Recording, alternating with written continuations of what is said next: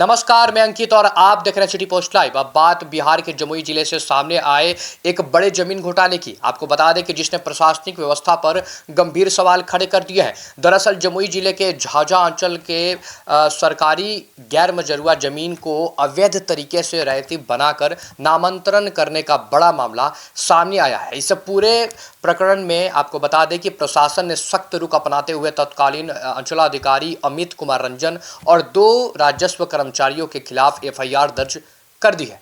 मिली जानकारी के अनुसार झाझा अंचल में अधिकारियों की मिलीभगत से नियमों को दरकिनार कर सरकारी गैर मजरूआ जमीन को रैयती जमीन में बदल दिया गया और बाद में उसका नामांतरण भी कर दिया गया। जी हाँ, सोचिए कैसा ये सीरियस टॉपिक है। जब सरकार ने अपने कब्जे वाली जमीनों की दोबारा खोज और जांच शुरू की, तब इस पूरे खेल का खुलासा हुआ।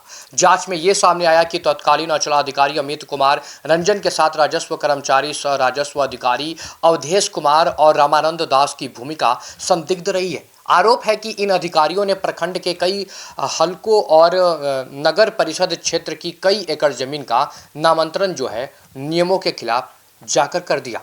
सबसे हैरान करने वाली बात यह सामने आई कि जिन खाता और खेसरा की जमीन को पहले गैर मजरूआ बताते हुए नामांतरण के आवेदन खारिज कर दिए गए थे, बाद में उसी जमीन का नामांतरण दूसरे लोगों के नाम पर स्वीकृत कर दिया गया। जी हाँ, मामले की गंभीरता को देखते हुए जिलाधिकारी ने एक संयुक्त जांच टीम का गठन किया, जिसने पूरे मामले की पड़ताल की। जी हाँ, जांच में गड़बड़ी सामने आने के बाद जिलाधिकारी के निर्देश पर वर्तमान अंचलाधिकारी निशा सिंह ने तत्कालीन अंचलाधिकारी और दोनों राजस्व कर्मचारियों के खिलाफ झाझा थाने में एफआईआर दर्ज कराई।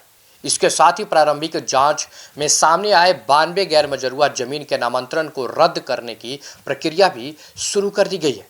प्रशासन का इस पर कहना है कि सरकारी जमीन की सुरक्षा के लिए आगे भी सख्त कार्रवाई जारी रहेगी। इस कार्रवाई के बाद प्रशासनिक और राजनीतिक गलियारों में भी चर्चाएं तेज हो गई है। माना जा रहा है कि इस पूरे मामले के पीछे भू माफिया का बड़ा नेटवर्क सक्रिय हो सकता है।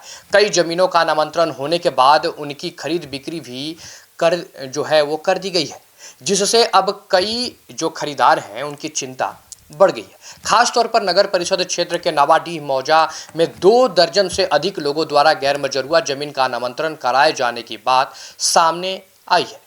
फिलहाल झाझा थाना अध्यक्ष संजय कुमार ने पुष्टि की है कि अंचलाधिकारी के आवेदन पर मामला दर्ज कर दिया गया है और आगे की कानूनी कार्रवाई शुरू कर दी गई है। अब सबसे बड़ा सवाल यह है कि क्या इस मामले में केवल 3 अधिकारियों तक ही कार्रवाई सीमित रहेगी या जांच की आंच भूमाफियों और अन्य जुड़े लोगों तक भी पहुंचेगी। आने वाले दिनों में इस मामले में और बड़े खुलासे होने की संभावना से इनकार नहीं किया जा सकता। अब देखना होगा कि क्या होता है। फिलहाल इस रिपोर्ट में इतना ही। आगे के तमाम बड़े अपडेट्स के लिए बने रहे हमारे चैनल सिटी पोस्ट लाइव के साथ। धन्यवाद।